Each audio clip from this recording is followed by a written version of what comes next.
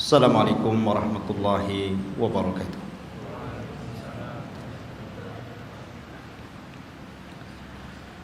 Alhamdulillah. Alhamdulillahilladzi hadana wa kafana wa ja'alana minal muslimin. Alhamdulillah. Alhamdulillahilladzi arsala rasulahu bil huda wa dinil haq liyudhhirahu 'ala ad-dini kullihi wa kafa billahi syahida wa kafa billahi wakila. Asyhadu an la ilaha illallah wahdahu rabbi la syarika lah wa asyhadu anna Muhammadan 'abduhu wa rasuluhu alladzi la nabiyya ba'dahu. فقال الله عز وجل يا أيها الذين آمنوا اتقوا الله حق تقاته ولا تموتن إلا وأنتم مسلمون فإن أصدق الحديث كتاب الله وخير الهدى هدى محمد صلى الله عليه وسلم وشر الأمور محدثاتها وكل محدثة بدعة وكل بدعة ضلالة وكل ضلالة في النار. Ma'asyiral muslimin, jamaah sekalian yang dirahmati Allah Subhanahu wa taala. Alhamdulillah, pada malam hari ini kita kembali berjumpa di Masjid Jabal Arafah. Semoga Allah Subhanahu wa taala membalas yang membangunnya dan juga yang memakmurkannya.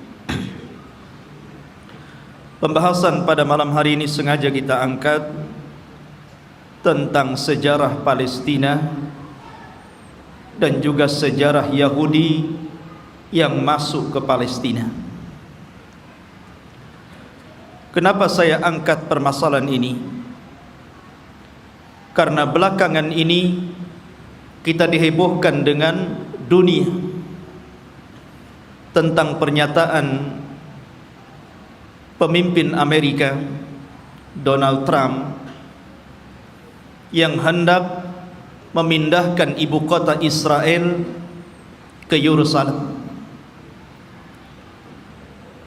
dengan dalih dan alasan sejarah bahwa memang orang-orang Yahudi berhak untuk memiliki Palestina secara utuh. Karena mereka kemudian mengangkat sejarah, maka kita angkat sejarah. Karena sesungguhnya orang-orang Yahudi itu bukan orang-orang yang berhak mendapatkan tanah itu, karena mereka datang belakangan. Kita wajar menilai bahwa orang-orang Nasrani membantu orang-orang Yahudi demi terciptanya negara Israel Raya, karena masing-masing punya kepentingan. Orang-orang Yahudi berkepentingan bahwa di Israel ini, maksudnya di Palestina, tepatnya di Masjidil Aqsa, mereka meyakini bahwa disitulah haikal Sulaiman. Dan haikal itu maksudnya tempat yang dulu pernah dibangun oleh Nabi Sulaiman. Mungkin semacam masjid bagi orang Islam seperti itu. Dan tidak besar, hanya beberapa meter kali beberapa meter saja. Dan orang-orang ini berusaha untuk menggali situs-situs itu dan ingin mendirikan kembali haikal Sulaiman dan merobohkan Masjidil Aqsa.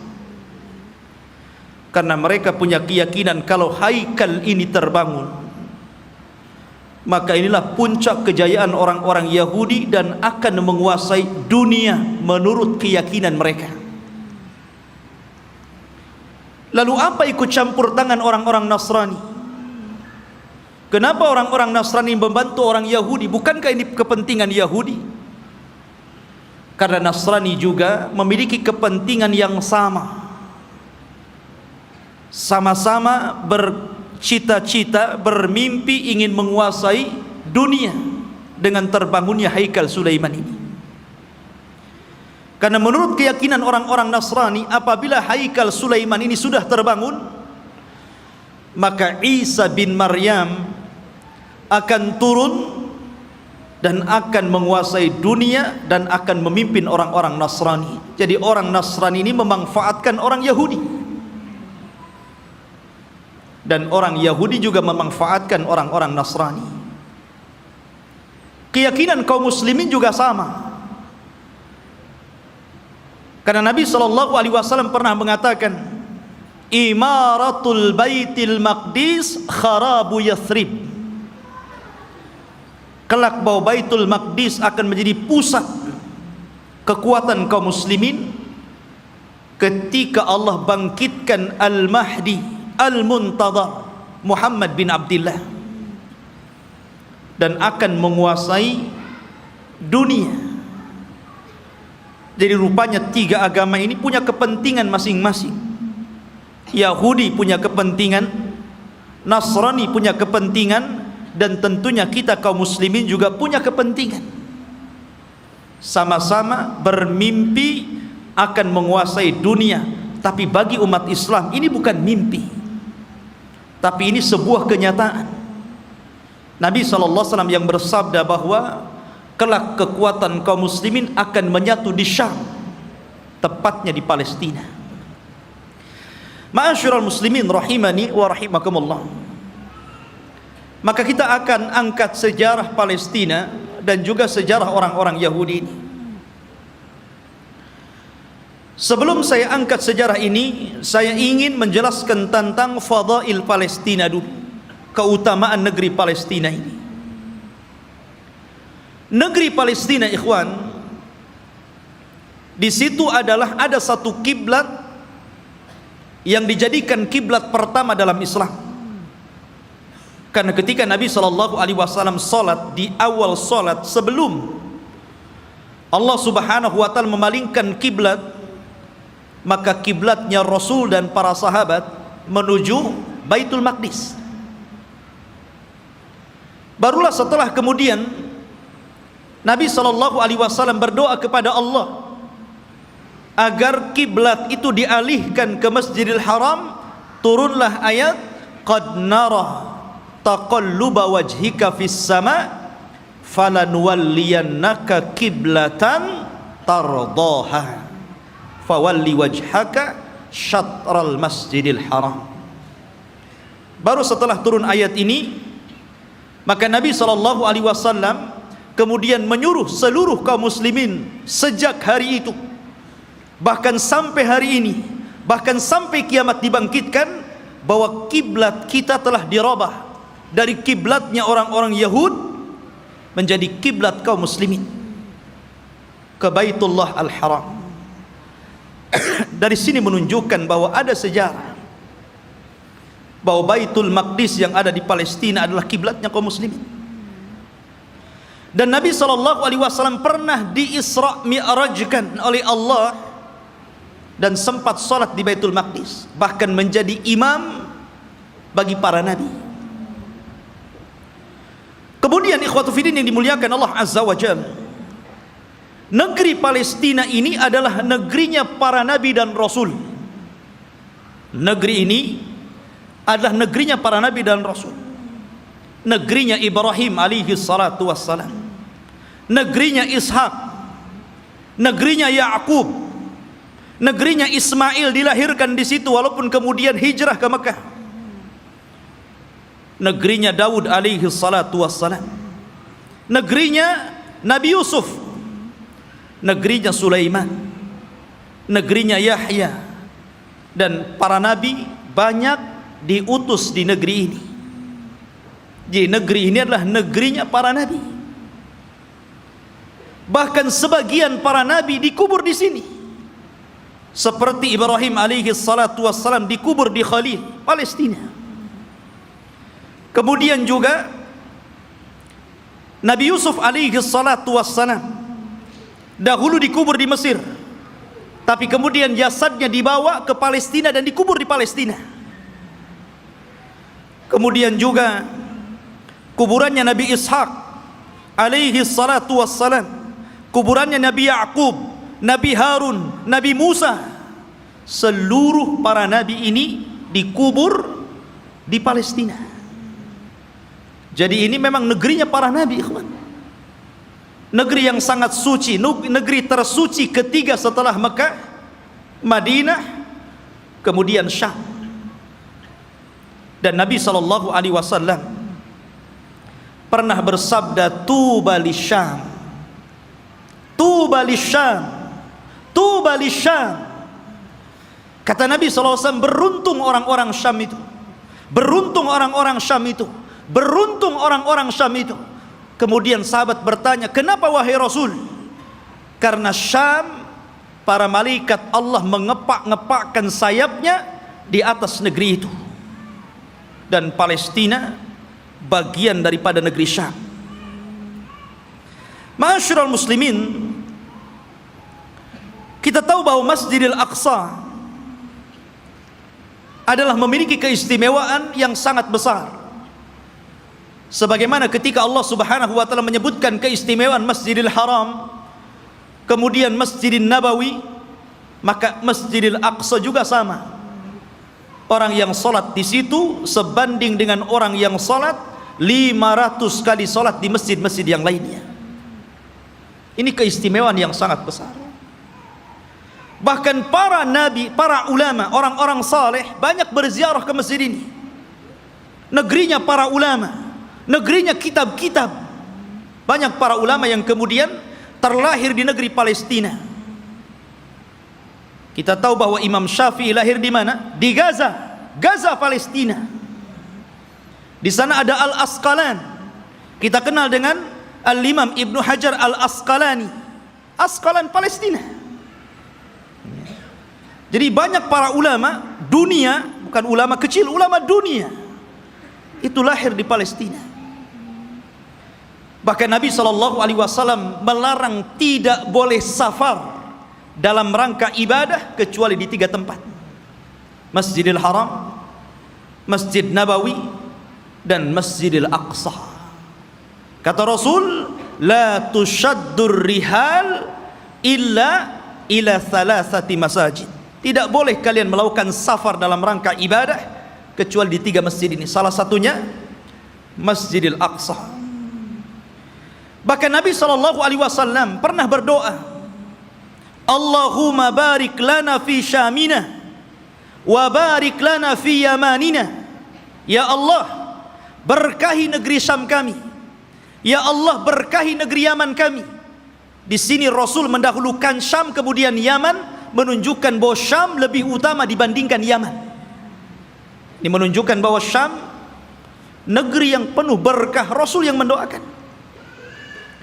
Kemudian juga ikhwatu fiddin yang dimuliakan Allah Azza wa Jalla, para sahabat Nabi SAW banyak yang hijrah ke negeri Palestina, berziarah ke sana.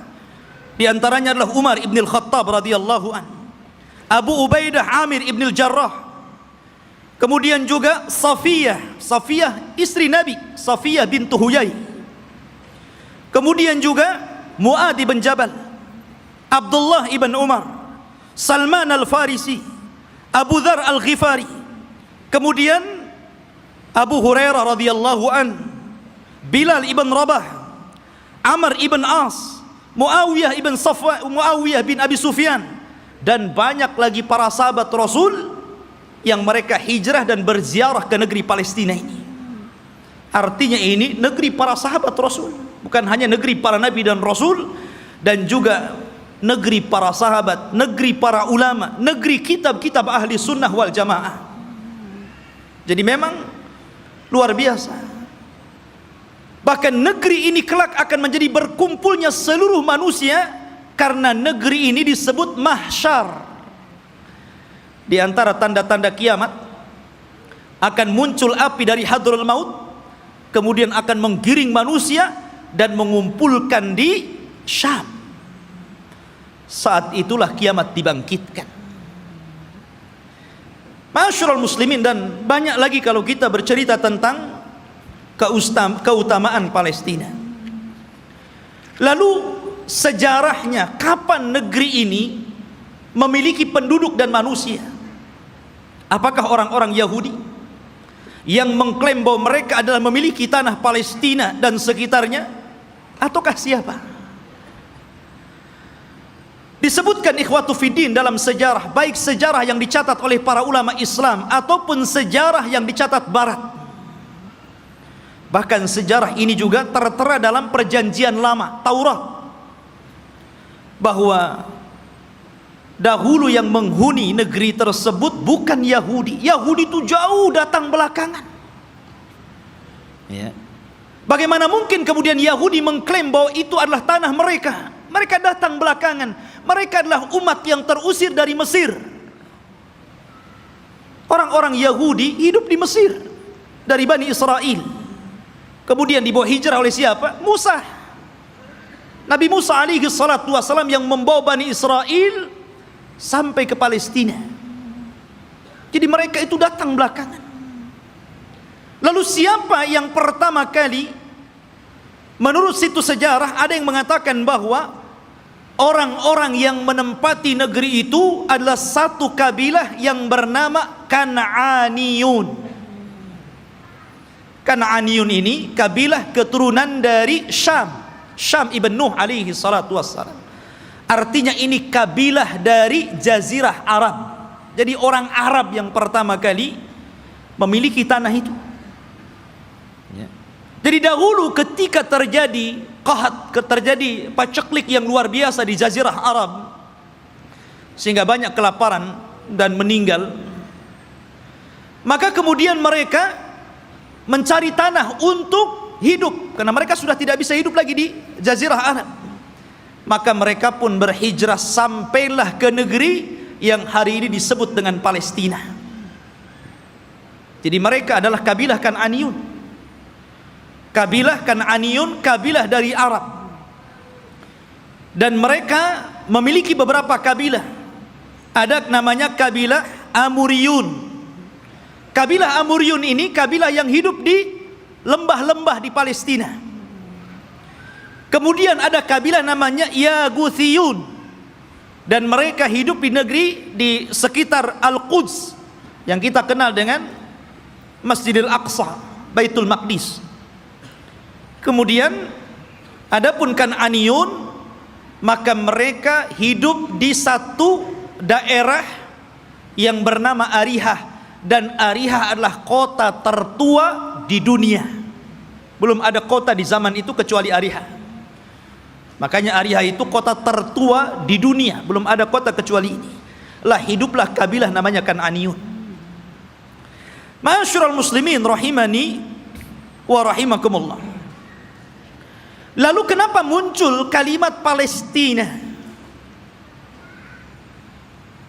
Kalau antum membaca dalam perjanjian lama Taurat, bahkan disebutkan juga dalam Injil, tidak ada kalimat Bani Israel atau Yahudi.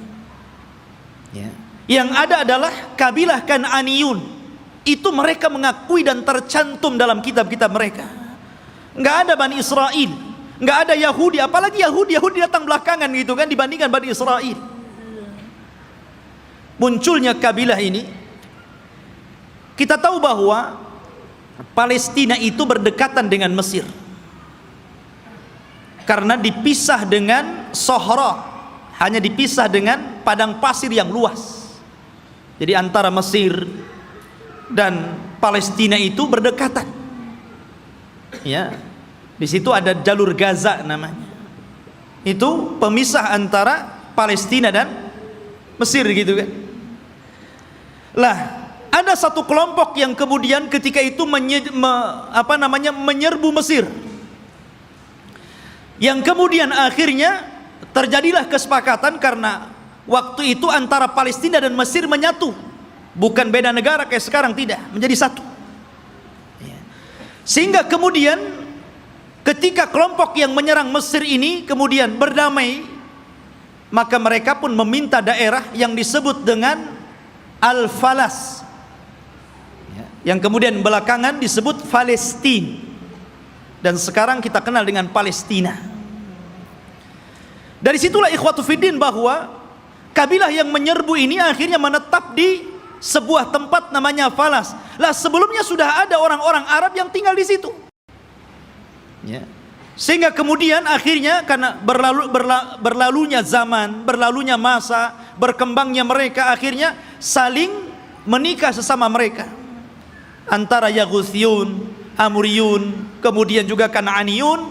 Akhirnya tidak ada daerah yang lebih dikenal daripada Falas, yang kemudian belakangan disebut Palestina. Itulah sejarah penamaan Palestina. Jadi sebuah nama tempat yang kemudian sekarang disebut dengan Palestina. Taib. Lalu kenapa kemudian muncul Bani Israel dan belakangan muncul nama Yahudi di sini? Kapan mereka masuk? Kita tahu bahwa ikhwatu fiddin yang dimuliakan Allah Azza wa Jal, kalau kita cerita tentang Yahudi, berarti kita cerita tentang kisah Nabi Ya'qub.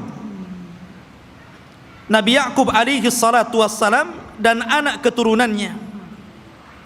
Sedikit saya akan sebutkan tentang kisah Nabi Ya'qub dulu biar antum lebih paham dari mana munculnya orang-orang Yahudi Bani Israel ini. Nabi Ibrahim alaihi salatu wassalam, ikhwan, itu memiliki 2 istri dan 1 budak. Ibrahim itu memiliki 2 istri dan satu budak. Walaupun yang kita kenal hanya memiliki 1 namanya Sarah dan memiliki budak namanya Hajar. Dia memiliki istri lain dan punya anak. Ya. Tetapi yang masyhur adalah dari Siti Sarah. Lahirlah seorang yang kemudian menjadi nabi penerus Ibrahim, namanya Ishak. Nabi Ishak. Dari Ishak inilah kemudian lahir namanya Ya'qub. Ya'qub ini banyak saudaranya. Dan selalu ada konflik antara Ya'qub dan saudara-saudara Ya'qub yang lainnya. Lah Ya'qub ini anak Ishak yang paling saleh, yang kemudian menjadi penerus Ishak, menjadi nabi juga, Nabi Ya'qub namanya. Sehingga dia terkadang di malam hari selalu menyendiri, selalu pergi di malam hari. Dalam bahasa Arab, pergi di malam hari itu namanya Isra. Makanya ada Isra, ada Mi'raj. Isra itu perjalanan malam yang ditempuh Rasul dari Masjidil Haram ke Masjidil Aqsa. Ya. Kemudian karena Ya'qub ini selalu berjalan tengah malam, makanya kemudian dia pun disebut Israel. Karena Isra itu diambil dari suka berjalan tengah malam. Tapi ada juga yang mengatakan Isra itu artinya abdun dan il itu adalah Allah. Jadi artinya Abdullah. Karena Ya'qub itu selalu beribadah kepada Allah Subhanahu wa taala, maka orang-orang di zaman itu karena menggunakan bahasa Ibrani menyebutnya sebagai Israel. Jadi penamaan Israel itu dari siapa? Nabi Ya'qub. Ya. Dan Nabi Ya'qub alaihi salatu wassalam itu memiliki 4 istri, 2 sah dan 2 budak. Maksudnya yang 2 sah istri dia dan 2 budak, dan semuanya melahirkan anak, sehingga jumlahnya menjadi 12. Lah dari salah satu istri Nabi Ya'qub namanya Rahil, lahirlah seorang nabi yang kelak akan meneruskan Ya'qub kenabiannya, namanya Yusuf, dan juga saudaranya namanya Binyamin. Kita tahu bahwa sejarah ini ma'ruf, sering diceritakan kan. Yusuf dizalimi saudara-saudaranya, akhirnya kemudian dibuang ke sumur, kemudian dipungut oleh para pedagang, sampailah di Mesir, kemudian dibeli oleh para pejabat Mesir, kemudian belakangan menjadi bendaharawan Mesir. Dari sinilah kemudian Yusuf memborong seluruh keluarganya dari Palestina menuju Mesir. Tidak ada satupun keturunan Ya'qub yang tinggal di Palestina. Semua berangkat ke Mesir. Tidak ada satupun. Jadi 12 saudara Nabi Yusuf itu semuanya berangkat ke Mesir, dan ditampung oleh Nabi Yusuf alaihi salatu wassalam karena dia telah menjadi pejabat besar di Mesir. bendaharawan, dan sangat dihormati oleh kerajaan Mesir ketika itu. Lah selama Nabi Yusuf hidup, maka Yakub dan anak-anaknya diberikan sebuah daerah, kemudian mereka hidup di situ. Dan mereka mendapatkan fasilitas yang luar biasa disebabkan oleh Nabi Yusuf alaihi salatu wassalam. Maka beranak pinaklah orang-orang ini yang kemudian keturunan dari 12 putra Yakub disebut Bani Israel. Keturunan Israel, Nabi Yakub. Selama mereka berada di Mesir dan Nabi Yusuf masih hidup, mereka dihargai. Mereka hidup senang, hidup mewah, mereka berkembang biak luar biasa. Tapi setelah Nabi Yusuf alaihi salatu wassalam meninggal dunia, mulailah kemudian Mesir menekan mereka. Mulailah suku Kipti, suku terbesar ketika itu yang menguasai Mesir, rajanya namanya Fir'aun, mulailah menjajah Bani Israel ini. Belakangan kemudian Bani Israel menjadi budaknya Fir'aun. Budaknya Fir'aun, tertindas mereka. Karena tertindas inilah, maka kemudian Allah subhanahu wa ta'ala utus kepada mereka secara singkat siapa? Nabi Musa. Nabi Musa diutus kepada mereka menjadi Rasul Bani Israel dan untuk mendakwahi Fir'aun. Dan subhanallah ikhwan, kita tahu bahwa di zaman Bani Israel diutusnya Nabi Musa alaihi salatu wassalam kepada mereka, Bani Israel ini menyaksikan 9 mukjizat besar di hadapan mereka dengan mata mereka sendiri. Ketika mukjizat itu turun kepada bangsa Fir'aun, orang-orang Bani Israel juga melihat. Dan 9 mukjizat itu disebutkan di dalam Al-Quranul Karim. Yang pertama, mukjizat yang kita dikenal dengan hajar, batu. Batu yang mengeluarkan 12 mata air. Dan Allah subhanahu wa ta'ala mengatakan, wa idistasqa Musa liqaumihi faqul nadrib bi asakal hajar fanfajarat minhu ithnata asyrata ainan. Dan ketika Bani Israel meminta hujan kepada Nabi Musa karena mereka sudah kehausan, tidak ada air, maka Allah subhanahu wa ta'ala firmankan, pukullah wahai Musa batu itu. Maka dipukullah oleh Musa batu tersebut, tiba-tiba memancar 12 mata air. Mukjizat. Dari sini mereka menyaksikan mukjizat ini. Tapi Bani Israel ini ikhwan adalah orang yang sangat keras kepala. Nanti kita akan sebutkan bagaimana keras kepalanya orang ini. Ya. Kemudian yang kedua, mereka menyaksikan bagaimana terbelahnya lautan. Betul-betul menyaksikan itu, dan mereka melewati lautan. Ketika Fir'aun mengejar-ngejar Nabi Musa dan Bani Israel yang lari dari Mesir ke Palestina, kemudian mereka dihadang oleh lautan besar, maka Allah subhanahu wa ta'ala mengatakan, fa'auhayna ila Musa anidrib bi'asakal bahra. Dan kami wahyukan kepada Musa agar memukul dengan tongkatnya lautan. Fanfalaka fakana kullu firkin kataudil adhim. Maka kemudian tiba-tiba lautan terbelah menjadi 12 jalan. Kenapa 12 terus? Karena memang Nabi Musa alaihi salatu wassalam membawahi 12 kabilah Bani Israel. Jadi mereka dikasih satu-satu mata air, satu kabilah satu. Ketika memukulkan lautan juga dibuat 12 jalan. Jadi masing-masing kabilah berjalan sendiri-sendiri. Mereka menyaksikan itu. Ya. Kemudian juga menyaksikan tongkat. Ketika Nabi Musa alaihi salatu wassalam berduel dengan tukang-tukang sihir Fir'aun, maka Allah subhanahu wa ta'ala katakan, alqa asahu fa idza hiya thu'ban mubin. Fa alqi asah. Maka Musa pun kemudian melemparkan tongkatnya, tiba-tiba tongkat itu menjadi ular yang sangat besar. Bani Israel menyaksikannya, menyaksikan bagaimana tongkat Musa berubah menjadi ular besar dan memakan ular-ular kecil tukang-tukang sihir Musa, tukang-tukang sihir Firaun. Kemudian juga kekurangan makanan dan hilangnya buah-buahan,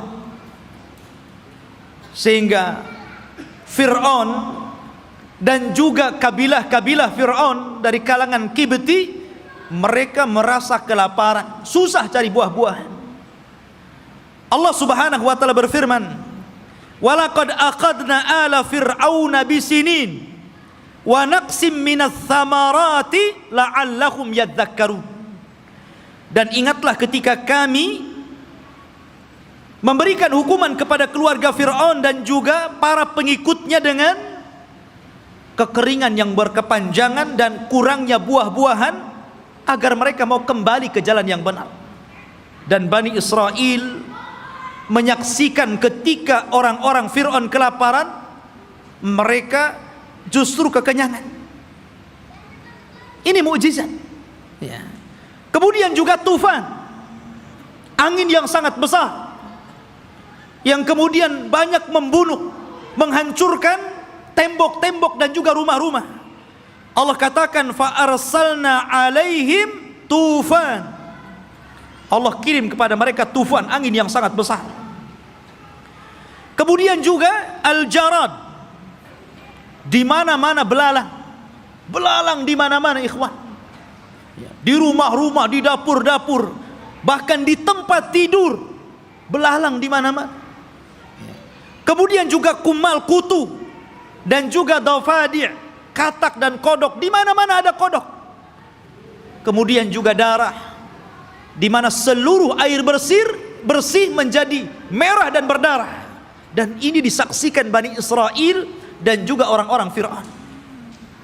Kemudian juga bagaimana tangan Nabi Musa yang bercahaya, dan banyak lagi mukjizat yang diberikan kepada Musa. Tapi sekali lagi saya katakan, ikhwan, bagaimana degilnya Bani Israel. Allah sudah tampakkan banyak mukjizat kepada mereka, tapi mereka kufur kepada Allah Azza wa Jalla.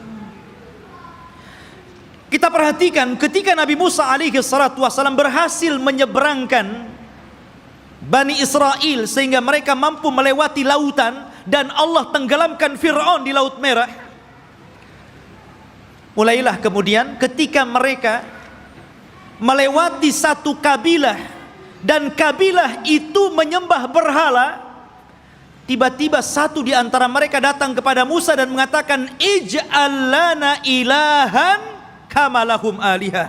Heh Musa, jadikan untuk kami berhala-berhala sebagaimana mereka punya berhala untuk disembah. Lihat, Allah sudah tampakkan 9 mukjizat. Harusnya mereka makin beriman, kan begitu? Ini sudah diseberangkan.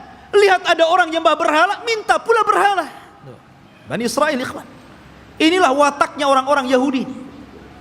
Makanya Nabi SAW ketika perang Hunain kemudian melewati ada pohon yang di zaman jahiliyah selalu digantungkan pedang dengan keyakinan bahwa kalau mereka gantungkan pedang di situ, maka pedang itu akan ditransfer kekuatan, dan apabila dipakai maka pedang itu akan mudah untuk membunuh musuh. Itu keyakinan orang musyrik tabaruk dengan pohon bidara. Maka sahabat mengatakan, ya Rasulullah, jadikan jugalah pohon sama seperti pohonnya orang-orang musyrik, biar sebelum perang kita gantungkan juga pedang kita di situ. Oh, Rasul marah. Allahu Akbar, kata Rasul. Kalian ini persis seperti Bani Israel yang mengatakan kepada Musa, jadikan untuk kami banyak berhala sebagaimana mereka banyak berhala. Lihat. Akhirnya kemudian Rasul marah dan mengatakan, innakum qaumun tajhalun, kalian ini bodoh. Sudah dikasih hidayah tauhid mau syirik pula. Tidak cukup ikhwatu fiddin, selama perjalanan Nabi Musa alaihi salatu wassalam hijrah menuju Palestina. Ketika itu ikhwatu fiddin, Nabi Musa alaihi salatu wassalam diperintahkan Allah Subhanahu wa taala selama 40 malam untuk datang ke Bukit Saina yang disebutkan dalam Al-Qur'an itu Tur. Namanya ada Suratul Tur. Di situ ada bukit namanya Bukit Saina, Bukit Tur, Tur Sina. Ya. Maka Nabi Musa meninggalkan Bani Israel dan menyerahkan kepada saudaranya Harun. Jadi Harun itu sebagai wakil Musa supaya menjaga akidah Bani Israel, karena dia akan diturunkan kitab termulia pertama yang Allah turunkan, namanya Taurat. Nabi Musa berangkat menuju Tur, kemudian Allah turunkan Taurat dan Allah catat Taurat dengan tangannya. Satu-satunya kitab yang dicatat oleh Allah langsung adalah Taurat.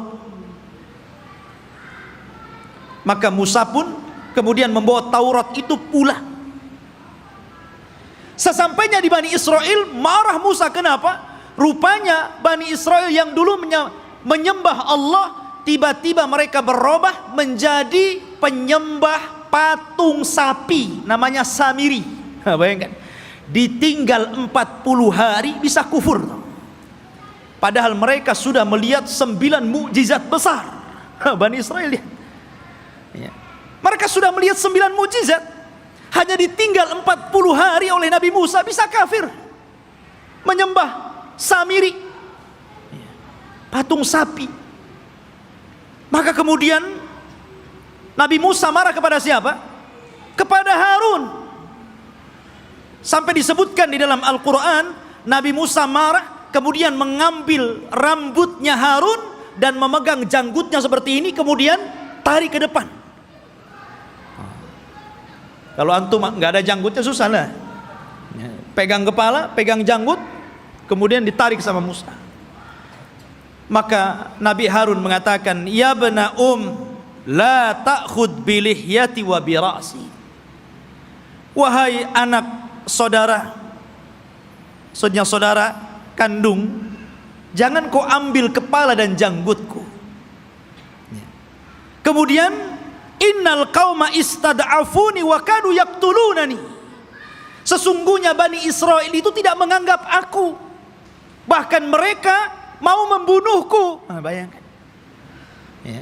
Sudah meremehkan Nabi Harun, mereka pula akan membunuh Nabi Harun. Jadi kalau Nabi Harun menghalang-halangi mereka menyembah Samiri, maka Harun akan dibunuhnya. Kata Harun, bisa apa aku? Ya. Maka kemudian Nabi Musa alaihi salatu wassalam diturunkan oleh Allah Azza wa Jal satu syariat agar mereka bertobat. Bagaimana cara bertobatnya? Mereka diberikan pisau dan agar mereka membunuh diri-diri mereka. Gara-gara mereka sudah beralih agama, menyembah Samiri. Dan Allah Subhanahu wa taala katakan, wa idz qala Musa liqaumihi ya qaumi innakum zalamtum anfusakum bittikhadikumul ijla fatubu ila bari'ikum faqtulu anfusakum. Dan ketika Musa berkata kepada kaumnya, hei kaumku, kenapa kalian mendolimi diri kalian? Kenapa kalian berubah keyakinan kalian? Kalian sembah Samiri, patung sapi itu. Maka bertobatlah kalian kepada Allah dengan cara bunuhlah diri-diri kalian. Lihat, tobatnya zaman dulu ngeri, Pak. Ya, ini tobatnya zaman dulu. Kalau orang sekarang enak tobatnya kan. Orang muslim kemudian murtad, tinggal balik lagi syahadat. Orang dulu nggak kayak gitu ya. Kalau murtad ambil pisau bunuh. Untung antum jadi umatnya Rasul. Ini umatnya Nabi Musa berat. Tobatnya megang pisau dibunuh sendiri. Maka Nabi Musa mengatakan, taatilah hukum Allah ini, isma'u wa ati'u, dengarkan dan taati. tiba-tiba mereka mengatakan sami'na wa asaina. Ya, kami dengar, tapi kami bermaksiat. Gak mau. Makanya Nabi SAW pernah marah kepada para sahabatnya gara-gara ketika Allah Subhanahu wa taala turunkan ayat di akhir surah Al-Baqarah, ketika Allah Subhanahu wa taala berfirman tentang masalah amalan hati yang akan dihisab. Wa in tukhfu ma fi sudurihim wa in tubdu au tukhfuhu yuhasibkum bihillah. Apapun yang kalian tampakkan dari amalan kalian, apapun yang kalian sembunyikan dari amalan kalian, maka Allah akan menghisab kalian. Sahabat mendengar ayat ini berat. Kalau yang tampak bolehlah, kalau yang enggak tampak macam mana pula dihisab. Karena setiap orang itu tidak lepas daripada hati yang terkadang punya keinginan untuk berbuat jahat walaupun tidak sampai. Semua orang kan seperti itu. Tidak mungkin hati itu bersih terus kan mau melakukan kebaikan. Terkadang hati kita ini memiliki keinginan yang berbeda, kejahatan. Kalau yang tersembunyi akan dihisab berat bagi kami wahai Rasul. Maka Nabi SAW marah dan mengatakan atakuluna kama qalat ahlul kitabaini qalu sami'na qulu sami'na wa ata'na. Maka mereka mengatakan sami'na wa asaina. Apakah kalian akan mengatakan seperti perkataan ahli kitab yang disuruh oleh nabinya sami'na wa ata'na, malah mengatakan sami'na wa asaina?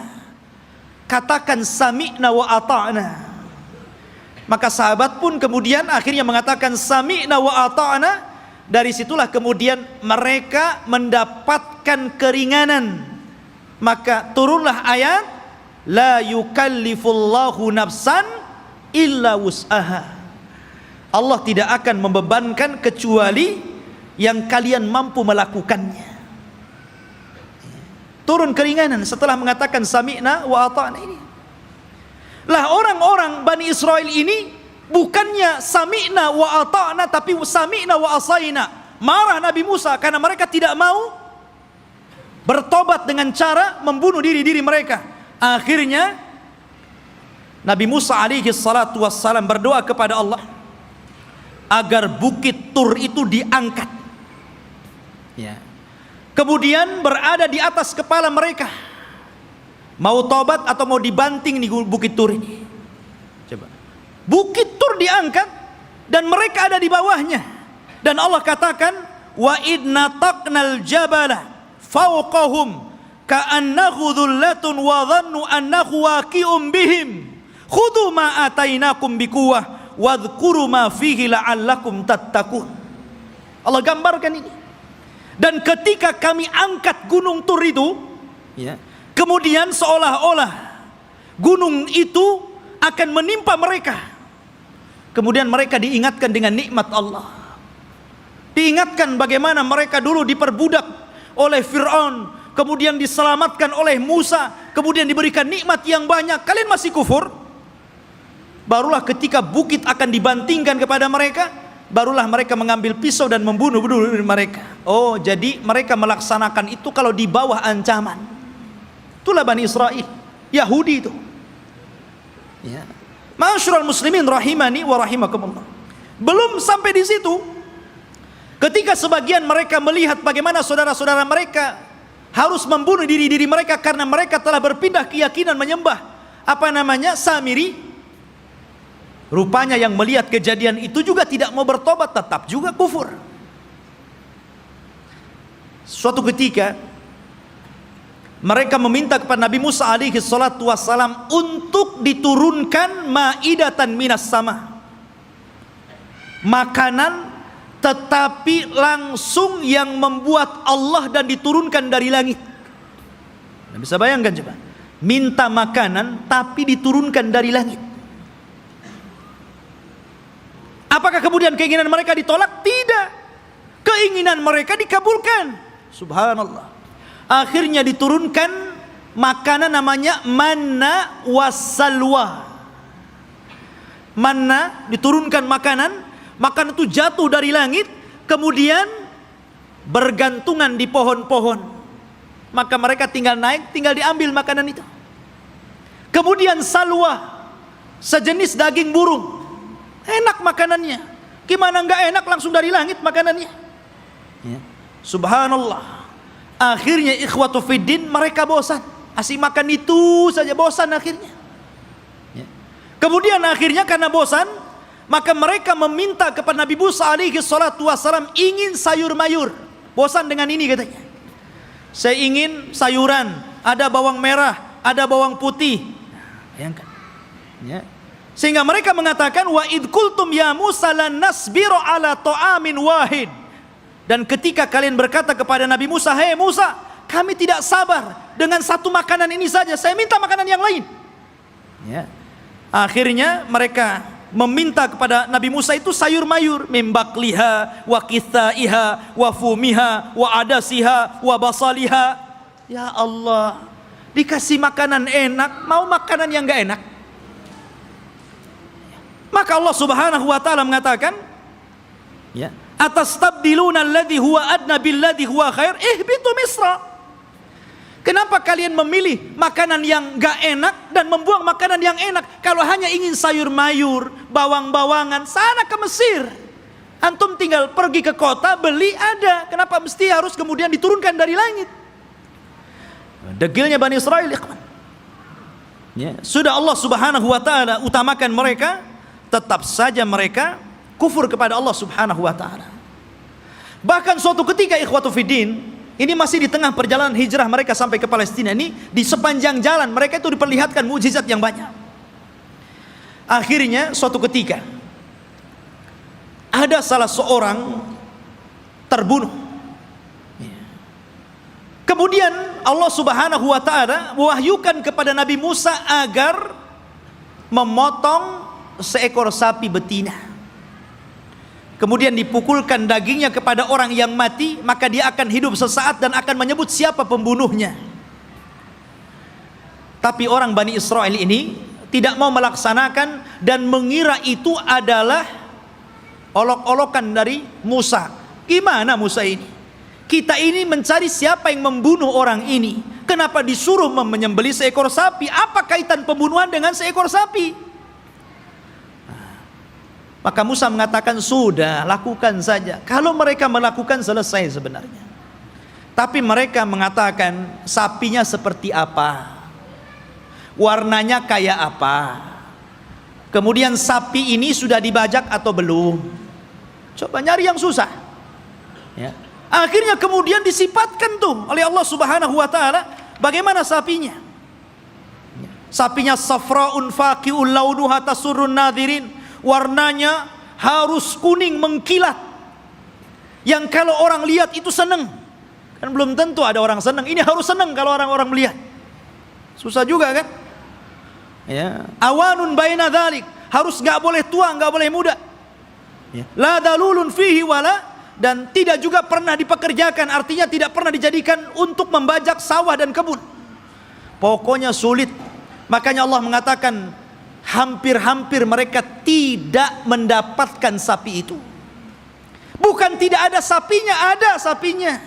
Tetapi mereka tidak sanggup menebusnya, karena Allah takdirkan sapi itu yang punya anak yatim. Kemudian karena itu satu-satunya warisan dari orang tuanya, anak yatim yang saleh, dari keluarga yang saleh.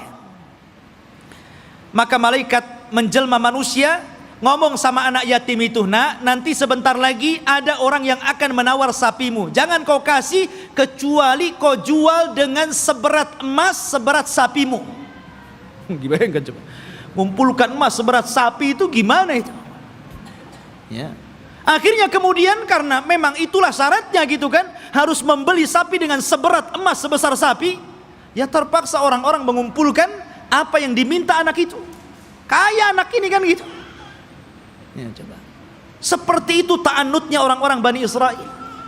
Jadi memang, aduh, orang Bani Israel ini keras kepala. Jadi antum jangan kayak Bani Israel, keras kepala. Ya. Bahkan setelah kejadian ini betul-betul mendapatkan sapi, kemudian dipukulkan kepada orang mati dan hidup lagi, kemudian menyebut siapa pembunuhnya. Bukannya mereka bertobat dengan melihat mukjizat ini, bahkan summa qasat qulubuhum, malah keras hatinya ikhwan, makin keras. Bahkan Allah mempermisalkan, kalau hati ini keras, batu loh, kalau terkena tetesan air bisa bolong. Tapi hatinya Bani Israel lebih keras daripada batu. Tuh, bayangkan, itu Bani Israel. Seperti itulah orang-orang Yahudi. Akhirnya ikhwatu fiddin, setelah kemudian mereka pun berjalan jauh meninggalkan Mesir gitu kan. Ada sebuah kejadian, mereka tersesat. Mereka tersesat dan tidak bisa masuk dan meneruskan perjalanan. Karena ada satu wasiat Nabi Yusuf yang belum pernah mereka tunaikan, di mana Nabi Yusuf itu berwasiat agar jasadnya dipindah dari Mesir dan dikubur di Palestina. Dan ketika itu tidak ada yang tahu di mana letak kuburan Nabi Yusuf alaihi salatu wassalam kecuali seorang nenek tua. Dan ini teringat dengan kisah Rasul ketika pulang dari peperangan. Ketika itu Nabi Shallallahu Alaihi Wasallam kehabisan bekal, kemudian singgah di salah satu perkampungan di perbatasan Madinah, perkampungan orang-orang Yahudi yang terusir dari Madinah karena berkhianat. Rupanya Rasul dijamu oleh seorang nenek Yahudi. Karena sudah kehabisan bekal, maka Rasul pun mampir dan diberikan jamuan yang luar biasa. Nabi itu tidak pernah melupakan kebaikan orang, walaupun yang berbuat baik itu orang kafir. Karena balasan yang baik itu harus kebaikan ikhwan. Orang kalau sudah berbuat baik kepada antum, telah memberikan jasa kepada antum, apakah berupa ilmu, berupa pendidikan, harusnya dibalas dengan kebaikan, bukan malah dizalimi orang tersebut. Ya. Lah Nabi SAW tidak seperti itu. Walaupun yang berbuat baik orang kafir, dia akan berusaha untuk berbuat baik kepada orang yang telah berbuat baik kepada dia. Jadi dia ngomong sama nenek itu, "Nek, kamu sudah berbuat baik kepada saya. Kira-kira apa yang akan kau minta?" Karena Rasul kan baru pulang dari peperangan, banyak membawa harta ghanimah, harta rampasan perangan gitu. Kata nenek tersebut, "Karena engkau memintanya wahai Muhammad, aku ingin seorang pembantu. Berikan untukku pembantu agar aku bisa hidup tenang. Ada yang ngurus pembantuku." Maksudnya budak untuk membantu dirinya di rumahnya. Kata Rasul, "Baik, saya akan kasih. Apalagi nek?" Kata nenek tersebut, "Aku ingin seekor unta, agar kalau kemana-mana aku tidak jalan kaki. Aku kan punya kendaraan, dan unta di zaman itu ikhwan kendaraan yang mewah." Makanya Rasul sallallahu alaihi wasallam kalau mempermisalkan sesuatu itu pasti dengan unta.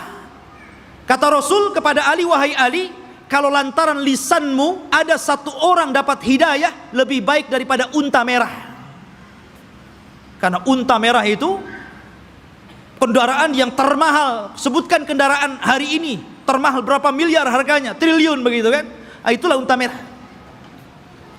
Makanya Nabi SAW ketika menikah dengan Khadijah, maharnya itu dengan unta, ya, bukan dengan sapi, bukan dengan kambing, tapi dengan unta. Dan tidak tanggung-tanggung, 20 ekor unta itu maharnya Rasul. Dan semuanya betina, di mana unta betina lebih mahal dibandingkan unta jantan. Anda bisa bayangkan satu unta itu, kalau antum membeli satu buah Avanza itu bisa. Berarti maharnya Rasul itu 20 mobil Avanza. Coba. Tapi saya yakin ibu-ibu paling diberi seperangkat alat sholat. Ya kan? Gak apa-apa bu, lebih senang. Karena apa? Kalau ada masalah dengan suaminya, kemudian terpaksa harus menggugat cerai, kan mudah mengembalikan maharnya kan? Perangkat alat sholat saja, ambil. Perangkat alat sholat saja. Tapi kalau antum kasih 2 Avanza saja, bingung tuh istri antum mau gugat cerai itu kan. Ini dikembalikan di 2 Avanza, dari mana saya akan belikan gitu kan? Mikir dia. Ya. Nabi SAW nih memuliakan perempuan dengan unta. Maka nenek ini mengatakan, aku minta unta. Ya. Kata Rasul, mau apa lagi? Dia mengatakan, berikan kepadaku kalban yahrusu ghanami. Aku pengen anjing, supaya anjing ini bisa menjaga kambing-kambingku. Kemudian minta apa lagi? Disebutkan satu-satu, nggak berhenti-berhenti nenek ini. Ya Allah, coba yang anak datang ke rumah antum, kemudian antum kasih makan, kasih minum, oke lah, kenyang, dijamu luar biasa gitu kan. Selepas itu antum ngomong, ya sebagai balasan tolong Ustadz kasih saya Avanza, ya, kasih saya pembantu, kasih saya mesin cuci, apa kan begitu? Masa seperti itu gitu balasannya? Mahal sekali. Maka Nabi mengingatkan kepada nenek itu, heh nenek, ya, apakah engkau lemah untuk menjadi seorang nenek di zaman Bani Israel? Sahabat heran, apa maksudnya? Rasul, apa maksudnya nenek di zaman Bani Israel itu? Kita masuk dalam cerita ini. Jadi ketika Nabi Musa mencari kuburan Nabi Yusuf, tidak ada yang tahu kecuali seorang nenek di zaman Bani Israel. Dia yang tahu di mana letak kuburannya. Maka Musa mengatakan, wahai nenek, tunjukkan kepadaku di mana kuburan Nabi Yusuf. Kami akan bawa jasadnya dan kami kubur di Palestina. Kata nenek tersebut, tunggu dulu, semua ada bayarannya. Nggak main tunjuk-tunjuk saja, ada bayarannya. Kata Nabi Musa, apa bayarannya? Sebutkan. Maka nenek ini mengatakan ya Musa, inni uridul jannah wa inni uridu ma'aka fil jannah. Wahai Musa, aku ingin sorga dan aku ingin bersama kamu di sorga. Subhanallah. Dia tidak ingin dunia. Tapi tentu ini lebih parah dibandingkan nenek di zaman Rasul kan gitu. Di zaman Rasul dunia, pengen unta kasih untai, ini minta sorga lebih tinggi lagi. Masa hanya nunjukkan kuburan Nabi Yusuf minta sorga? Ya Musa diam sajalah. Dia tidak punya sorga, apa yang mau dibuat? Akhirnya Musa diam sampai Allah mengutus Jibril, kemudian mengatakan, ya Musa, Allah mengabulkan permintaan nenek itu. Baru Musa bersuara, ya, kalau begitu engkau akan jadi kawanku di sorga. Sekarang cepat tunjukkan di mana kuburannya. Ya. Akhirnya ditunjukkan kuburannya, dibawalah Nabi Yusuf, jasadnya sampai akhirnya dikuburkan di Palestina. Ya kan? Ma'asyiral muslimin rahimani wa rahimakumullah. Kemudian ketika Nabi Musa alaihi salatu wassalam sudah dekat ke Baitul Maqdis, maksudnya ke daerah Palestina, sudah mendekati daerah Palestina ini, berada di tengah padang pasir. Karena saya katakan antara Mesir dan Palestina ini terpisah dengan padang pasir yang luas sekali. Jadi Musa ini tersesat akhirnya. Tapi kemudian Nabi Musa mendapatkan jalan setelah membawa jasadnya Nabi Yusuf dan hampir mendekati Palestina. Lah di Palestina itu, di negeri Arya, kan saya katakan dari awal sebelumnya sudah ada manusia di situ. Dari Kan'aniyun, Yaguthiyun, Amuriyun, sudah ada orang-orang di situ. Sudah menguasai Palestina, sehingga Musa tidak mungkin membawa Bani Israel begitu saja, harus berperang dulu dengan penduduk asli di situ. Ya. Maka kemudian Nabi Musa alaihi salatu wassalam meminta kepada Bani Israel untuk siap-siap perang. Kita akan rebut Baitul Maqdis. Siap-siap kalian. Kita akan menyerbu mereka. Maka mereka mengatakan, setelah Nabi Musa menyebutkan, wa idh qala Musa liqaumihi ya qaumi dzkuru ni'matallah 'alaikum ij'ala fikum anbiya wa ja'alakum mulukan wa ataakum ma lam yu'ta ahadan minal alamin. Ketika Musa berkata, hei kaumku, ingatlah nikmat Allah, bagaimana dahulu kalian menjadi budak di Mesir, kemudian diutus kepada kalian nabi, kemudian dijadikan kepada mereka raja yang memimpin kalian, disebutkan nikmat yang banyak. Kemudian Musa mengatakan, ya qaumi dkhulul ardal muqaddasata allati kataballahu lakum wala tartaddu ala adbarikum fatanqalibu khasirin. di hadapan kalian ada negeri yang disucikan. Masuklah kalian ke negeri itu, karena negeri itu telah ditulis oleh Allah Subhanahu wa taala untuk kalian. Jangan mundur sedikit pun. Kalau kalian mundur, kalian akan menjadi orang yang rugi. Kita akan perang. Tapi mereka mengatakan apa? Qalu ya Musa, inna fiha qauman jabbarin. Nabi Musa, kamu kan tahu negeri itu banyak jabbarin, banyak para pemimpin hebat, banyak para pemimpin bengis. Inna lanadkhulaha, kami tidak akan masuk hatta yakhruju minha, sampai orang-orang itu keluar. Fa in kharaju minha fa inna dakhilun, kalau mereka sudah keluar dari negeri itu, kami yang masuk. Lihat, kata Nabi Musa alaihi salatu wassalam, ada dua orang laki-laki yang diberikan nikmat oleh Allah azza wa jalla. Qala rajulan minal ladzina yakhafuna an amallahu alaihima, dari orang-orang yang takut kepada Allah, Allah berikan nikmat kecerdasan kepada dua orang itu, dan mengatakan udkhulu alaihimul bab fa idza dakhaltumuhu fa innakum ghalibun wa 'alallahi fatawakkalu in kuntum mu'minin. Sudah, kalian siap-siap saja, kita akan masuk ke negeri itu, kalian pasti menang, dan tambatkan hati kalian kepada Allah Subhanahu wa taala. Tapi mereka mengatakan, qalu ya Musa innalan nadkhulaha abadan. Nabi Musa, kami tidak akan masuk selama-lamanya. Madamu fiha, kalau orang-orang itu masih di situ. Idhab anta wa rabbuka faqatila innaha huna qaidin. Sudah, kamu saja berdua dengan Harun masuk, kalian berperang bersama Rob kalian, kami duduk-duduk saja di sini dulu. Coba bayangkan, ini Bani Israel, orang Yahudi ini, nyuruh Nabi Musa berdua berperang, mereka duduk-duduk nunggu menang baru masuk. Makanya perbedaan sahabat Rasul dengan perbedaan sahabat Nabi Musa alaihi salatu wassalam tidak demikian. Mereka mengatakan kami berperang bersama Rasul. Ketika perang Ahzab dan dimenangkan kaum muslimin, darah para sahabat belum kering, masih bercucuran, belum lagi beristirahat. Tiba-tiba Nabi SAW diwahyukan malaikat Jibril dan mengatakan, hei Muhammad, katakan kepada pasukanmu, para sahabatmu, berangkat ke Bani Quraidah, kepung mereka, serbu mereka, karena mereka sudah berkhianat. Sahabat belum istirahat, baru menang di perang Ahzab, darah mereka masih bercucuran. Tiba-tiba Rasul mengumpulkan pasukan dan mengatakan, idhabu ila Bani Quraidah fala tusalliyanna ahadukumul asra illa fi Bani Quraidah. Kata Rasul, berangkat kalian semua, serbu Bani Quraidah, jangan sholat asar di jalan sampai kalian tiba di Bani Quraidah, serbu mereka. Tapi sahabat mengatakan sami'na wa ata'na, berangkat mereka. Makanya Allah Subhanahu wa taala katakan lilladzina stajabu lillahi walir rasul min ba'di ma asabahumul qarah lilladzina ahsanu minhum wattaqau ajrun adzim.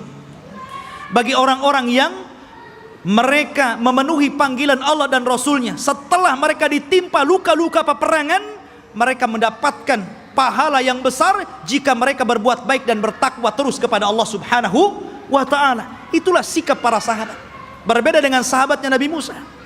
Justru mengatakan, engkau saja dengan Harun berperang bersama Tuhanmu, kami duduk-duduk di sini. Lihat bagaimana kurang ajarnya Bani Israel kepada Nabi Musa alaihi salatu wassalam. Maka Nabi Musa mengatakan, Rabbi inni la amliku illa nafsi wa akhi. Wahai Rabb, aku tidak memiliki kecuali diriku dan saudaraku Harun. Fafruq bainana wa baina qaumil fasikin, pisahkan kami dengan orang-orang yang fasik. Maka dengan sebab itu ikhwan, karena mereka sudah menentang Nabi Musa, maka mereka pun dibuat oleh Allah tidak tahu kemana harus berangkat. Jadi negeri itu tiba-tiba oleh Allah Subhanahu wa ta'ala dikepung kabut, sehingga mereka tidak tahu jalan keluar harus kemana. Kalau mereka jalan ke sana, ujung-ujungnya balik lagi ke sini. Jadi mereka tidak bisa keluar dari situ. Disitulah Allah Subhanahu wa ta'ala takdirkan Nabi Musa alaihi salatu wassalam meninggal dunia sebelum masuk ke negeri Al-Muqaddasah ini. Meninggal dunia Nabi Musa. Ya, setelahnya sebelumnya Harun, kemudian Nabi Musa alaihi salatu wassalam. Dan di situ ada kejadian yang luar biasa. Nabi Musa alaihi salatu wassalam difitnah oleh Qarun. Difitnah oleh Qarun. Ya. Dan kisah Qarun ma'ruf. Akhirnya belakangan ditenggelamkan oleh Allah Subhanahu wa taala ke dasar bumi dengan hartanya. Sehingga ada istilah harta Qarun katanya. Tapi yang jelas bahwa Nabi Musa meninggal dunia dan ketika itu digantikan oleh pembantunya namanya Yusha ibn Nun. Akhirnya dia pun diangkat menjadi nabi. Yusha bin Nun ini adalah kawannya Nabi Musa dan juga pembantunya. Dialah yang menemani Nabi Musa ketika mencari Khidir. Kemudian Nabi Musa belajar kepada Khidir. Dan kisah Musa dengan Khidir ma'ruf disebutkan dalam surah Al-Kahfi dan diisyaratkan, walaupun Khidir tidak ada namanya dalam Al-Quran tapi isyaratnya ada. Tapi yang jelas bahwa Yusha bin Nun lah yang kemudian berhasil membawa Bani Israel dan masuk ke Baitul Maqdis. Allah menangkan dalam peperangannya. Jadi Nabi Yusha inilah yang membawa pasukan kemudian berperang dan berhasil menguasai Baitul Maqdis. Dari sini menunjukkan bahwa Bani Israel ini mereka menjajah, bukan asli situ. Mereka datang dari Mesir dengan Nabi Musa, kemudian Nabi Musa meninggal, diganti oleh Yusha bin Nun, kemudian merebut Palestina dan mereka menjadi tinggal di situ. Jadi Palestina bukan milik orang Yahudi, mereka yang menjajah di situ. Ya. Barulah kemudian Yusha bin Nun masuk ke Masjid Al-Aqsa yang sekarang disebut dengan Baitul Maqdis, sekarang Masjid Al-Aqsa. Disitulah Allah Subhanahu wa taala memerintahkan kepada Yusha ibn Nun, karena ketika itu ikhwan, peperangan ini sangat sengit. Ya. Kebetulan perang itu terjadi di hari Jumat dan tidak boleh berperang di hari Sabtu, karena orang Yahudi sangat mengistimewakan hari Sabtu. Alasannya apa? Karena hari Sabtu itu hari cutinya Allah. Kenapa Allah cuti? Karena Allah lelah. Setelah menciptakan langit dan bumi, diawali hari Ahad dan diakhiri hari Jumat. Allah lelah, maka Allah beristirahat. Maka hari Sabtu hari istirahatnya Allah, setelah Allah menciptakan langit dan bumi selama 6 hari. Jadi mereka mengatakan ini hari cuti Allah. Kalau Allah saja cuti, kita juga cuti katanya. Jangan berperang. Ya. Tapi Allah kemudian bantah, wa ma massana min lughub. Kami tidak disentuh dengan keletihan, kata Allah. Enak saja kami istirahat. Ya. Maka kemudian ikhwatu fillah, karena perang ini terus berkecambung, hampir matahari tenggelam dan masuk ke hari Sabtu. Ini kalau matahari tenggelam masuk hari Sabtu kan gak boleh perang tuh. Akhirnya Yusha bin Nun memperlihatkan mukjizatnya. Dia nunjuk kepada matahari, innaki ma'murah wa ana ma'mur. Kamu diperintah Allah, saya juga diperintah Allah. Jangan bergerak dulu sampai perang ini menang. Oh, berhenti matahari. Ya. Matahari diem. Betul-betul sampai menang perang itu, matahari nggak bergerak. Nah, itu mukjizatnya Yusha bin Nun, menghentikan matahari. Sampai menang perang, betul-betul menang. Akhirnya setelah menang baru matahari berjalan dan masuk ke hari Sabtu. Setelah menang inilah maka Allah perintahkan masuk ke Baitul Maqdis sajidan dengan penuh tawadu, dengan penuh merendahkan diri, menundukkan kepala. Kata Allah Subhanahu wa taala mengatakan, masuklah kalian dengan sujud. Maksud sujud itu maksudnya dengan ruku, karena sujud nggak mungkin bisa jalan orang sujud. Ya, dengan menundukkan kepala. Tapi Bani Israel ini degil. Ya. Disuruh maju masuk ke Baitul Maqdis nundukkan kepala, malah berbalik, malah kemudian berjalan lewat punggung, membelakangi Baitul Maqdis sampai mundur gitu. Disuruh maju nundukin pandangan, malah berbalik, malah mundur. Bayangkan, Bani Israel sudah dikasih mukjizat, ditampakkan matahari, masih juga menentang Yusha ibn Nun. Bukan itu saja, mereka disuruh untuk membaca Hittah. Masuklah ke Baitul Maqdis dan bacakan Hittah. Hittah itu artinya, ya Allah ampuni dosa-dosaku, ya Allah ampuni dosa-dosaku. Digantinya kalimat Hittah menjadi Hintah. Bayangkan, apa Hintah? Ya Allah berikan makanan, ya Allah berikan makanan. Disuruh minta ampun malah minta makanan. Bani Israel, ikhwan, mereka sudah dimenangkan, tinggal masuk saja, masih kurang ngajar gitu kan. Ma'asyiral muslimin rahimani wa rahimakumullah. Akhirnya mereka pun tinggal di Baitul Maqdis. Lah, ketika kemudian Yusha bin Nun berhasil menguasai Baitul Maqdis dan menempatkan orang-orang Yahudi atau Bani Israel di Baitul Maqdis dan menguasai Palestina, maka kemudian Yusha ibn Nun pun meninggal dunia.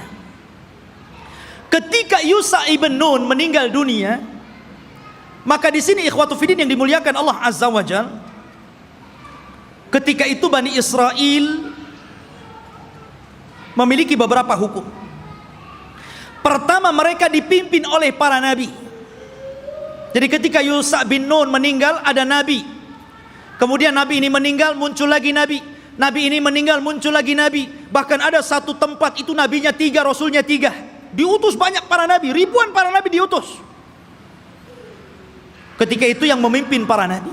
Akhirnya Bani Israel bosan, asik nabi terus yang mimpin. Kami mau raja, nggak mau nabi. Nah, bayangkan, nolak nabi, mau raja. Ya, ketika itu nabi yang terakhir yang diutus kepada mereka sebelum mereka menjadikan sistem kerajaan adalah Nabi Samuel. Dan Nabi Samuel ini pernah didapati kuburannya di zaman Umar bin Khattab ketika menyerbu Persia. Ketika Umar ibn Khattab berhasil menguasai Persia dan merebut Baitul Maqdis di tangannya, ketika itu dia menjajah satu kota. Rupanya di kota itu ada kuburan Nabi Samuel dan diagungkan penduduknya. Maka Umar ingin mencegah kesyirikan. Tengah malam digalinya kuburan Samuel, kemudian dipindah ke tempat lain, dijadikan 9 kuburan palsu, yang 1 asli, yang 8 palsu. Orang nggak tahu mana Samuel 1. Jadi bingung tuh. Yang tadinya suka minta-minta ke kuburan, bingung. Ini ada 9 kuburan, yang mana 1 yang Samuel ini. Coba kalau kuburan wali kayak gitu ya, bingung orang. Dikubur tuh. Dikubur tempat lain, malam-malam dibuat kuburan palsu banyak-banyak. Di zaman Umar bin Khattab. Makanya Umar itu orang yang paling keras dalam penyimpangan tauhid. Ketika ada orang yang kemudian mulai sholat di satu pohon yang dulu Rasul pernah berbaiat, namanya Baiatur Ridwan, karena sudah mulai digunakan sholat, meminta-minta, ditebang pohon itu sama Umar. Nggak boleh ada orang kesini lagi, walaupun Rasul pernah berbaiat di sini. Harusnya antum begitu. Kalau ada pohon beringin, orang minta-minta di situ, ambil singso, tebas tuh beringinnya. Tapi baca bismillah dulu ya. Nanti antum kesurupan pula diberingin. Khotbah ini dimuliakan Allah Azza wa Jalla. Kemudian akhirnya kata Nabi Samuel, baik. Karena ketika itu ikhwatu fiddin dimuliakan Allah Azza wa Jalla, karena terjadi perang saudara, maka muncullah di luar dari Bani Israel ada satu kelompok besar namanya Jalut. Jalut ini orangnya besar-besar raksasa, ya, dan punya pasukan besar. Dialah yang kemudian mengambil tabut. Tabut itu isinya apa? Isinya pusaka-pusaka Nabi Musa. Di situ ada Taurat, di situ ada tongkatnya Nabi Musa, di situ ada pakaiannya Nabi Harun dan Musa. Pokoknya peninggalan Musa dan Harun dijadikan satu tempat, kemudian di kotak disebut tabut namanya. Tabut itu dicuri oleh Jalut dan pasukannya. Maka Bani Israel tidak bisa apa-apa melawan Jalut. Akhirnya kemudian minta kepada Nabi Samuel untuk dikirim kepada mereka seorang raja yang akan memimpin jihad melawan Jalut. Maka Nabi Samuel kemudian atas perintah wahyu dari Allah, maka ditunjuklah Talut sebagai raja pertama Bani Israel. Talut ini orang miskin, tukang ngasih minum keledai penggembala, ya kan? Kata Bani Israel, masa si Talut jadi raja? Siapa si Talut itu kan gitu? Nggak punya nasab, orang miskin, nggak punya harta, nggak mau. Ya, kami mau raja itu yang wah, yang gagah, yang kaya, yang punya harta.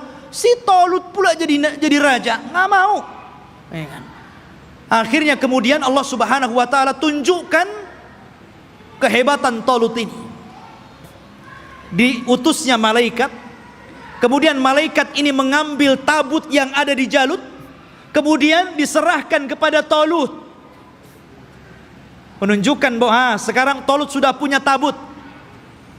Kalian gak percaya juga dengan Talut? Dari situlah sebagian mereka mulai mau mengikuti Talut dan sebagian yang lainnya mau menolaknya. Maka Talut mengatakan, kita akan berangkat jihad, persiapkan kalian. Tapi Allah akan menguji kalian. Kalau nanti kalian melewati sungai, jangan banyak minum di situ. Kalau mau minum, bolehlah satu kepal, gurfatan wahid, ya satu dayung saja, nggak boleh banyak-banyak. Kalau banyak-banyak kalian akan kalah. Berangkatlah pasukan Talut menuju pasukan Jalut. Ya kan? Rupanya betul di tengah mereka ada sungai, karena mereka sudah kelelahan, kehausan, ada sungai. Wah, nggak peduli dengan Talut, minum banyak-banyak orang itu. Dari berapa ribu gitu kan, hanya tinggal separohnya yang masih nurut dengan Talut. Akhirnya yang ini pulang, melihat pasukan Jalut gede-gede, nggak berani pulang. Ya, yang sedikit inilah kemudian mikir nih, ini tentara banyak, besar-besar, gimana cara melawan mereka? Akhirnya mereka nggak berani bergerak untuk melawan Jalut. Maka kemudian Nabi Musa, Nabi Raja Talut mengatakan, siapa yang akan berperang dan berhasil membunuh Jalut, maka aku kawinkan dia dengan putriku. Rupanya satu pun gak bergerak. Ngapain dikawinkan kalau harus mati gitu? Iya kan? Gak mau bergerak juga. Akhirnya ada anak muda namanya Daud. Dia berani tuh Daud tuh, yang kemudian belakangan menjadi nabi dan raja, Nabi Daud dan Raja Daud. Dia yang berani. Kemudian dia lempar tombaknya, kena Jalut, mati di tangan dia. Zaman dulu kalau sudah pemimpinnya mati, kalah orang itu. Ya kan? Meninggal di tangan Daud. Maka akhirnya Daud pun dinikahkan dengan putrinya Talut. Dan Talut mengatakan, kalau dia meninggal, maka orang ini yang akan menggantikan aku menjadi raja. Talut punya anak, tapi karena dia sudah berjanji, siapa yang membunuh Jalut, dia akan dinikahkan dengan putriku dan akan menjadi penggantiku. Maka setelah Talut meninggal dunia, mau tidak mau Daud diangkat jadi raja. Tapi anaknya Talut yang lain gak setuju. Ya kan? Harusnya anak yang jadi raja, kenapa Daud menantunya kan itu? Disitulah kemudian pecah Bani Israel menjadi dua kerajaan. Kerajaan anak-anaknya Talut dan kerajaan Daud. Dari sini ikhwatu fiddin mulai terjadi goncang. Ya. Tapi Nabi Daud ini ikhwan adalah orang yang cerdas. Karena Allah berikan mukjizat, tangannya itu bisa melembutkan besi. Ya. Jadi kalau besi itu nggak perlu dilas, dipotong-potong aja sama dia kan begitu. Wa alanna lahul hadid. Dia bisa melembutkan besi, bukan sulap ikhwan. Itu mukjizat. Kalau enggak gini aja dia. Ya kan? Mukjizatnya Nabi Daud. Dia punya kekuatan, akhirnya dia pun melawan anak-anaknya Talut yang lain dan mempersatukan kembali Bani Israel. Setelah dia meninggal, maka puncak kekuasaan Bani Israel ada di tangan putranya Daud, Nabi Sulaiman. disitulah puncak kekuasaan Bani Israel, puncak kekuasaan Yahudi, ya. Dan hanya ada 4 raja yang pernah menguasai sebagian besar dunia, yang 2 mukmin dan 2 kafir. Yang pertama mukmin, namanya Dzulqarnain, sebutkan dalam surah Al-Kahfi. Yang kedua Sulaiman, ini keduanya mukmin, dan keduanya kafir. Yang pertama Namrud di zaman Nabi Ibrahim, kemudian Bukhtun Nasr, nanti ada kisahnya akan nyusul, ya.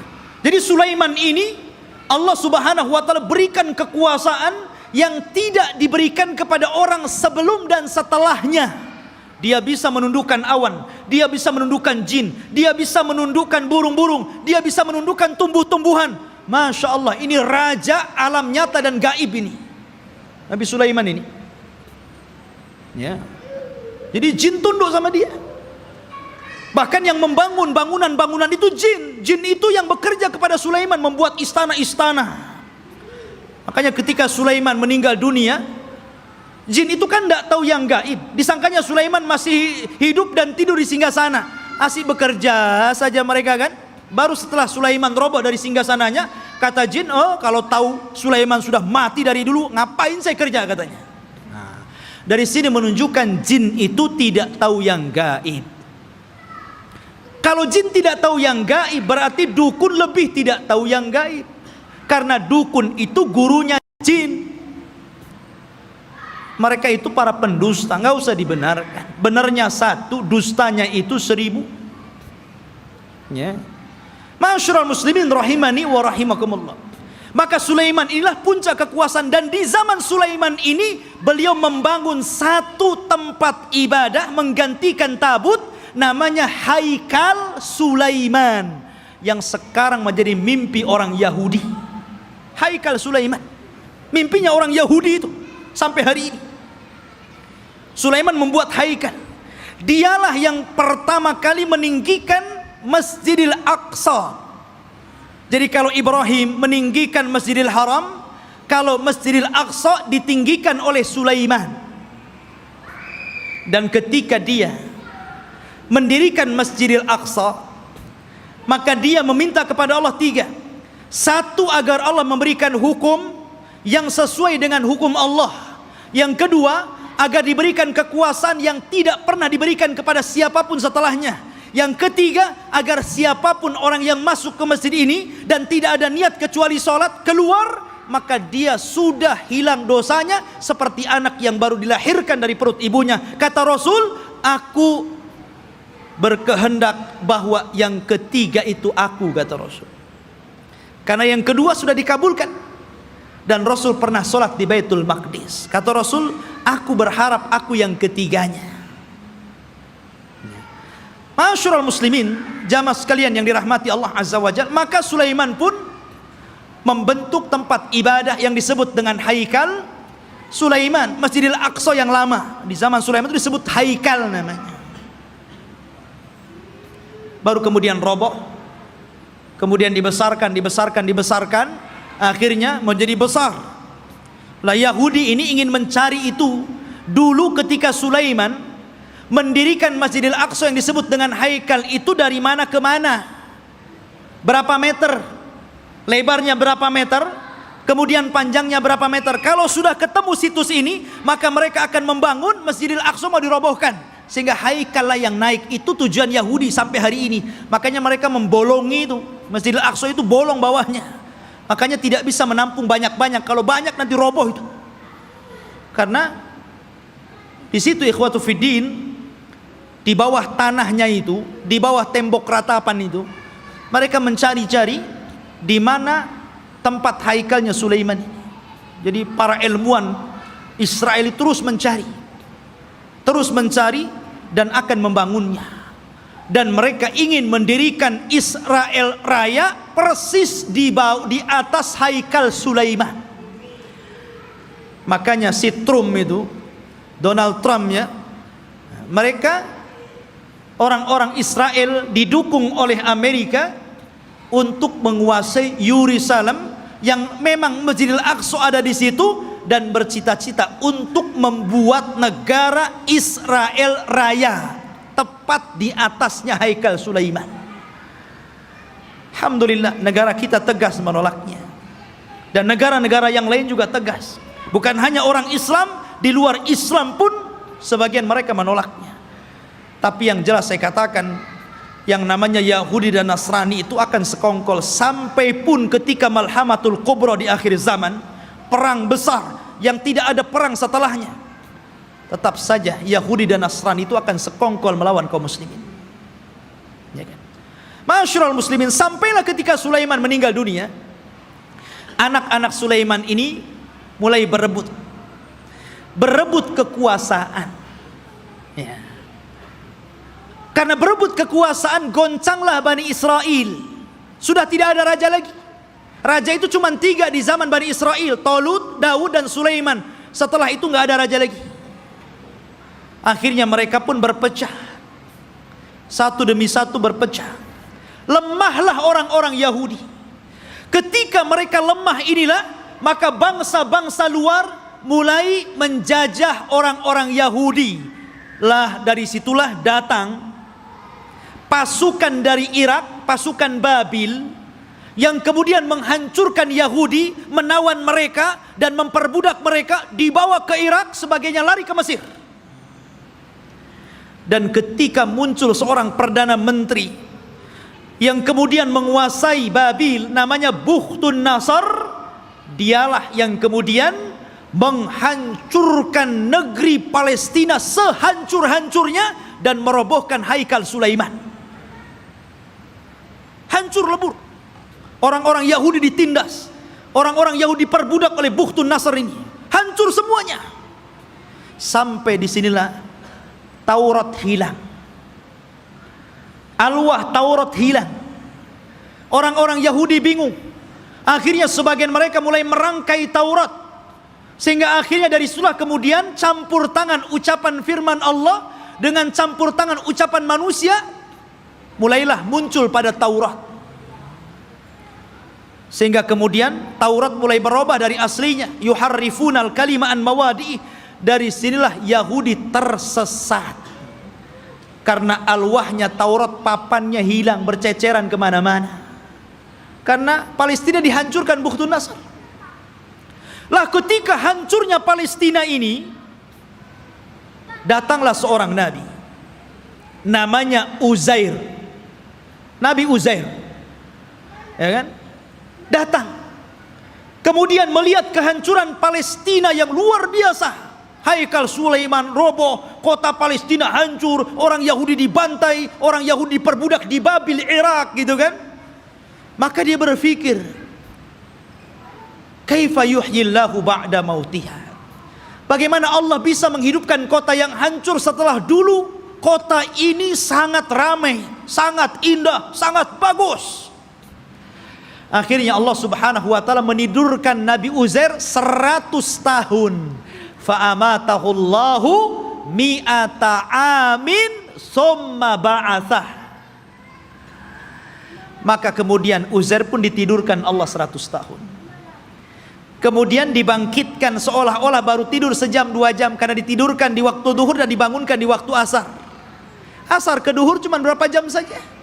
Disangkanya hanya 2-3 jam dia tidur, padahal dia sudah 100 tahun ditidurkan. Dan Allah bolak-balikan badannya sehingga badannya tidak hancur, dan Allah biarkan badannya muda terus, sehingga ketika 100 tahun dia dibangkitkan, orang sudah tua dia masih muda. Orang udah janggutnya panjang-panjang, udah pakai tongkat bungku-bungku, dia masih muda saja. Maka ketika dia mencari rumahnya, ya namanya rumahnya ya tahu di mana. Rupanya rumah itu masih ingat di mana letaknya. Rupanya di situ ada nenek. Rupanya nenek ini dulunya bekas pembantunya, lebih muda jauh, tapi sekarang lebih tua jauh. Siapa kamu? Saya Uzair. Uzair dah mati 100 tahun, kau ngaku Uzair pula, katanya. Mana buktinya kau Uzair? Akhirnya ditunjukkan bukti-buktinya. Kaget nenek ini. Oh, kamu ini tuan saya, kamu Uzair. Menyebarlah nama Uzair di Bani Israel. Maka orang pun menganggap Uzair itu anak Tuhan. Wa qalatil yahudu Uzair ibnullah wa qalatin nasara al-masih ibnullah. Berkata orang Yahudi Uzair itu anak Allah, berkata orang Nasrani al-Masih ibnullah, anak Allah. Karena Uzair masih hidup. Mereka katakan ini anak Allah, kalau bukan anak Allah nggak mungkin hidup selama ini dan masih muda. Dan ketika dia mencari puing-puing papan-papan Taurat, dia tidak tahu di mana letaknya. Maka Allah ilhamkan mampu menghafal Taurat dengan pemikirannya, sehingga orang-orang menyangka Musa saja membaca Taurat dari papan, dia membaca Taurat dari pikirannya, berarti dia adalah anak Allah. Orang Yahudi bilang Uzair anak Allah karena mampu menghafal Taurat. Tuh lihat. Kenapa orang Islam tidak dikatakan anak Allah? Banyak orang yang hafal Quran. Anak kecil aja si Musa bisa hafal Quran. Kenapa enggak Musa anak Allah? Al-Quran itu luar biasa ikhwan. Semua bisa menghafal Al-Quran. Bisa Quran dihafal. Anak kecil bisa hafal Quran. Tapi enggak ada sejarah orang hafal Taurat. Enggak ada sejarah pastor hafal Injil. Enggak ada. Tapi Taurat dan Injil tidak bisa dihafal, tapi Quran bisa dihafal. Ini mukjizat namanya. Quran itu bisa, walaqad yassarna Qur'ana lidzikri. Allah mudahkan Quran itu untuk diingat.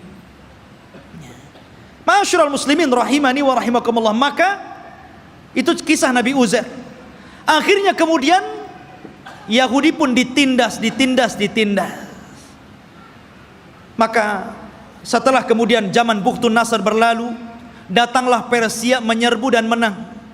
Maka orang-orang Yahudi dikembalikan ke Palestina. Setelah itu datang Romawi dan memenangkan Persia. Akhirnya orang Yahudi diperbudak lagi. Sebagian mereka hijrah sampai ke Madinah. Inilah sejarah kenapa dahulu di zaman Rasul ada orang-orang Yahudi di Madinah. Karena ketika Romawi berhasil mengarahkan Persia, maka orang-orang Yahudi banyak yang diperbudak, sebagian mereka lari. Dan mereka punya ramalan bahwa kelak akan muncul seorang nabi di tanah yang banyak pohon kurma, yang kemudian belakangan disebut Yathrib dan belakangan lagi disebut Madinah Al-Munawwarah. Berangkatlah mereka ke Madinah, suaka besar-besaran ya. Tapi kemudian setelah tahun 1700-an belakangan ke sini gitu kan, maka mulailah orang-orang menggagas untuk mengumpulkan orang Yahudi, kemudian mengumpulkan di Palestina.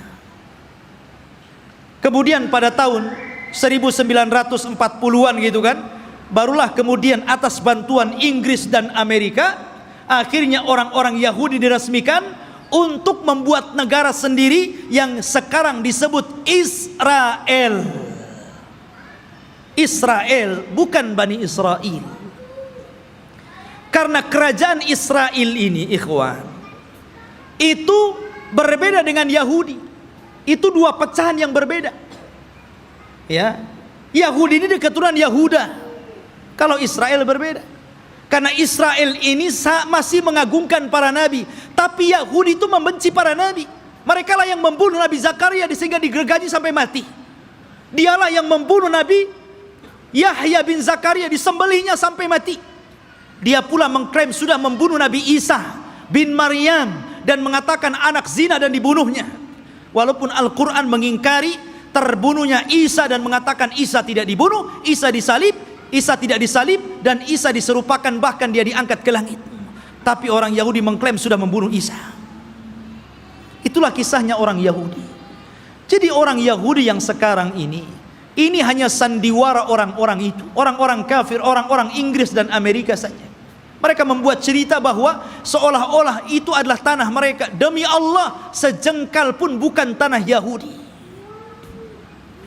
Bagaimana kemudian Donald Trump mengumumkan untuk memindahkan ibu kota Yerusalem sebagai ibu kota Israel dan akan mendirikan Israel Raya di atas Baitul Maqdis?